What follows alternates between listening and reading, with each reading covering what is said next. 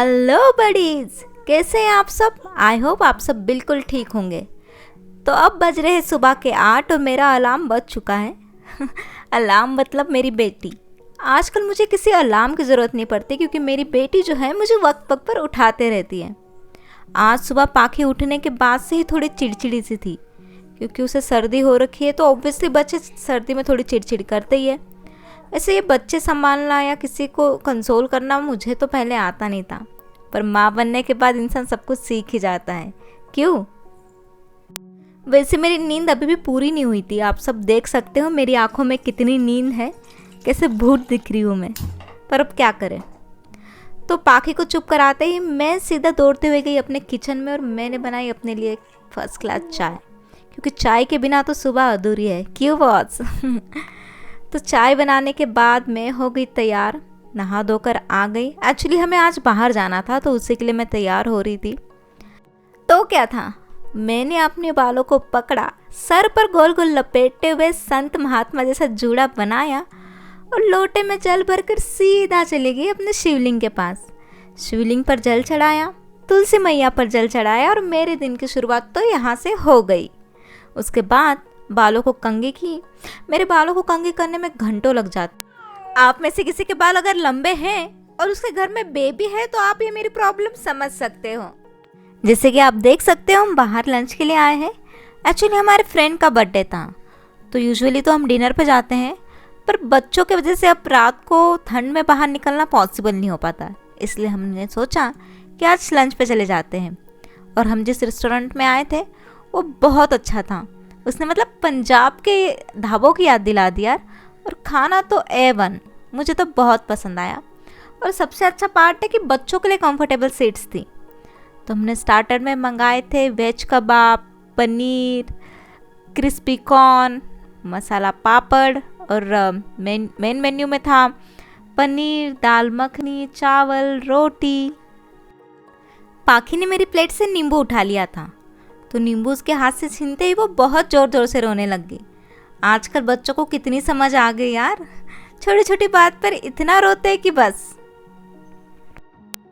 उसके बाद लंच करने के बाद हमने वहाँ कुछ फ़ोटोज़ क्लिक कराए और देखिए होटल के बाहर एक बहुत अच्छा सा ट्रक भी बना हुआ था गाँव की फील कराने के लिए।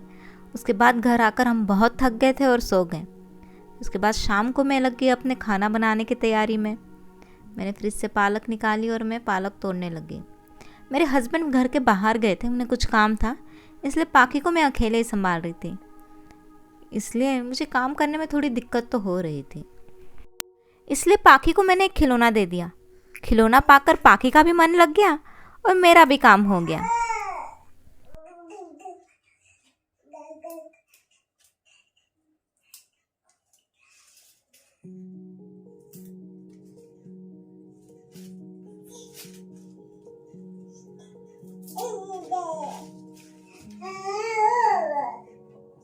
फिर क्या था, हमेशा की तरह पाखी ने थोड़ा देर खिलौने से खेला और वो बोर हो गई। उसके बाद वो कोनों में घुसने लगी। पता नहीं बच्चे छोटे छोटे कोनों में घुस जाते हैं, जो चीज़ें हम नहीं देख पाते उनकी आंखें वो देख लेती है। पर अब मुझे आदत हो गई है, तो समहाउ मैंने चीज़ें मैनेज कर ही ली। सोचा था आज पतिदेव के आते ही उन्हें गर्मा गर्म थाली परोस दूंगी, लेकिन और क्या था, पाखी का रोना स्टार्ट हो गया। वो जिद करने लगी कि मुझे अपने पास ही रखो। अब मैं दुविधा में थी, भाई मैं काम कैसे करूँगी। फिर मैंने भी अपना दिमाग लगाया। मैंने सोचा कि पाखी को मैं अपने पास प्लेटफॉर्म पे बैठा लेती हूँ, तब तक वो मेरे बाजू में खेलती रहेगी और मैं अपनी चॉपिंग भी कर लूँगी। तो मैंने उसे अपने पास में बैठाया और मैं लग गई अपने प्याज और आलू छीलने में। पाखी ने भी एक प्याज उठा लिया और सीधा अपने मुंह में डाल लिया। वो उसे चबाती गई चबाती गई।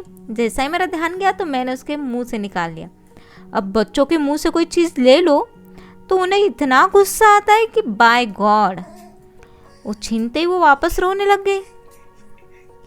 फिर क्या था, उसे शांत कराने के लिए मुझे उसे प्याज देनी ही पड़ी। मैंने सोचा ठीक है, मेरे बाजू में ही तो बैठी है, मैं ध्यान दूंगी। पर कुछ ही देर बाद उसने प्याज छोड़ दी और वो कचरा खाने लग गई। तब मैंने सोचा भाई अब बहुत हो गया, खाना बनाने को थोड़ा देर लगाते हैं पॉज, जब पति देव आ जाएंगे तभी बन जाएगा खाना। तो मैं ले गई अपनी बेटी को अपने साथ बेडरूम में और मैंने दे दी उसे एक थाली खेलने के लिए। और क्या था, पाखी को तो थाली बहुत पसंद आई, वो उसके साथ बहुत मन लगा के खेलने लगी। तो मैंने सोचा ठीक है, जब तक ये खेल रही है मैं पास में बैठ के थोड़ा अपना एडिटिंग का काम कर लेती हूँ।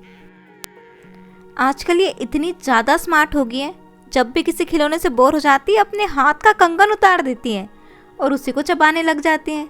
मैं बार बार उसे कंगन पहनाते रहती हूँ।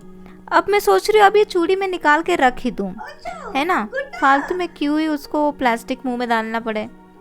उसके बाद मैं लग गई अपनी बेडशीट को फोल्ड करने और पाखी बार बार मुझे परेशान किए जा रही थी। अब वो क्या करे, हम घर में रहते भी तो 2 ही लोग हैं और उसे सबसे ज़्यादा मुझे ही देखने की आदत है। तो इसलिए वो चाहती है कि हम लोग हमेशा उसके पास बैठे रहे या फिर उसके साथ खेलें।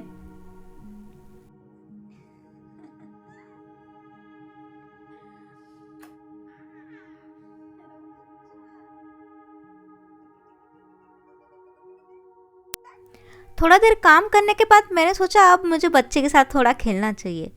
बेचारी कब से खेलने के लिए कह रही है, तो मैंने भी रख दी बेडशीट साइड में और मैं स्टार्ट हो गई अपने बेटे के साथ खेलने में। ऐसे ही वक्त बीत गया, पता ही नहीं चला।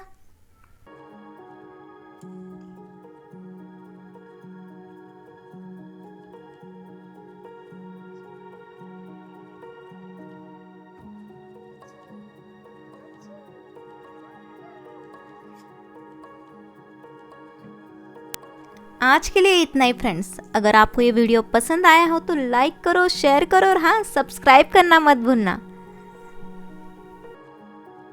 Thank you so much, bye bye और हर हर महादेव।